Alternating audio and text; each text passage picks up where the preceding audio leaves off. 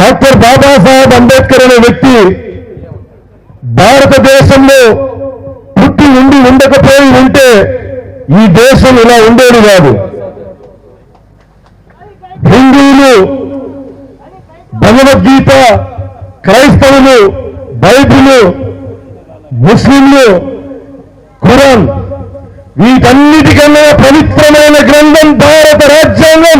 కులాలు, మతాలు, ప్రాంతాలకు అతీతంగా అందరికీ స్వేచ్ఛని, హక్కుల్ని ఇచ్చినటువంటి మహనీయుడు డాక్టర్ బాబాసాహెబ్ అంబేద్కర్.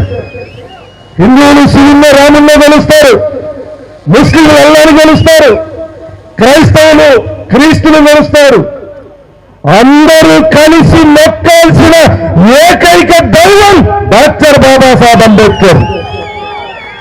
బైబిల్ వల్ల మన జీవితాలు మారిన, భగవద్గీత వల్ల మన బతుకులు బాగుపడిన, రంజాన్ వల్ల ఈ దేశంలో ఉన్నటువంటి ముస్లింల యొక్క తలరాతలు మార్చల.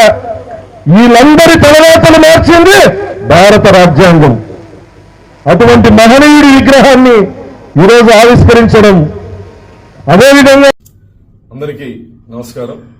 గత 2 రోజులుగా YSR Congress party social media, కొన్ని యూట్యూబ్ ఛానల్లో నేను భగవద్గీతని అగౌరవపరిచినట్లు, హేళన చేసినట్లు అసత్యపు ప్రచారాలు చేయడం జరుగుతా ఉంది. నేను ఎక్కడా కూడా భగవద్గీతని గాని ఇతర మత గ్రంథాలని గాని కించపరిచే వ్యాఖ్యలు చేయలేదు. కేవలం డాక్టర్ బాబాసాహెబ్ అంబేద్కర్ గొప్పతనం, భారత రాజ్యాంగం యొక్క గొప్పతనాన్ని చెప్పే ప్రయత్నం చేశాను. భగవద్గీత, ఖురాన్, బైబిల్ వల్ల మా జీవన ప్రమాణాలు మెరుగుపడలేదు, కేవలం రాజ్యాంగం వల్ల దళితుల జీవితాల్లో మెరుగుపరిచాయని చెప్పి చెప్పడం జరిగింది తప్ప నేను ఎక్కడా భగవద్గీతను కించపరిచే వ్యాఖ్యలు నేను చేయలేదు, హిందూ సమాజాన్ని కించపరిచే వ్యాఖ్యలు నేను చేయలేదు.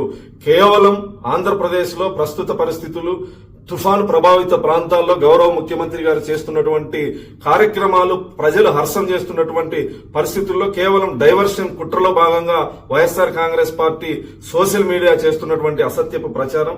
నేను హిందువుని, దళితుణ్ణి. గౌరవ ముఖ్యమంత్రి గారు నాకు టీటీడీ పాలక మండలి సభ్యుడిగా అవకాశం ఇస్తే నా నియోజకవర్గంలో శ్రీనివాస్ కళ్యాణం నిర్వహించాలని చెప్పేసి 8 నెలల క్రితమే నేను లేఖ రాసిన వాడిని. గౌరవ ముఖ్యమంత్రి గారు 5,000 గుళ్లు నిర్మాణం చేయాలి అని చెప్పేసి టీటీడీని ఆదేశిస్తే ఎక్కువ శాతం దళితవాడల్లో ఈ దేవాలయాలు నిర్మించాలని చెప్పేసి నేను టీటీడీకి విజ్ఞప్తి చేసినటువంటి వాడిని. కేవలం కొంత సోషల్ మీడియాలో వైఎస్ఆర్ కాంగ్రెస్ పార్టీ పనిగట్టుకుని నేను క్రైస్తవుని అసత్యపు ప్రచారం చేస్తా ఉంది. నేను ఈ సందర్భంగా వైఎస్ఆర్ కాంగ్రెస్ పార్టీ నాయకులకి సవాల్ విసురుతాను. నేను పుట్టిన ఊరిని వెళ్లి మీరు విచారించుకోండి. మా తాతల కాలం నుంచి నేను హిందువుని, వెంకటేశ్వర స్వామి మీద భక్తి ఉన్నటువంటి వాడిని.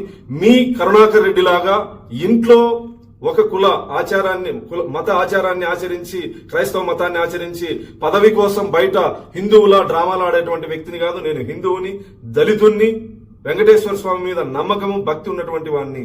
దయచేసి నా హిందూ సమాజం వైఎస్ఆర్ కాంగ్రెస్ పార్టీ చేసేటువంటి కుట్రలో భాగస్వామ్యం కావద్దని చెప్పేసి ఈ సందర్భంగా విజ్ఞప్తి చేస్తూ, భగవద్గీతను నేను కించపరిచానని మీ మనోభావాలు దెబ్బతింటే నేను ఒక హిందూ సోదరుడిగా నేను మిమ్మల్ని క్షమాపణ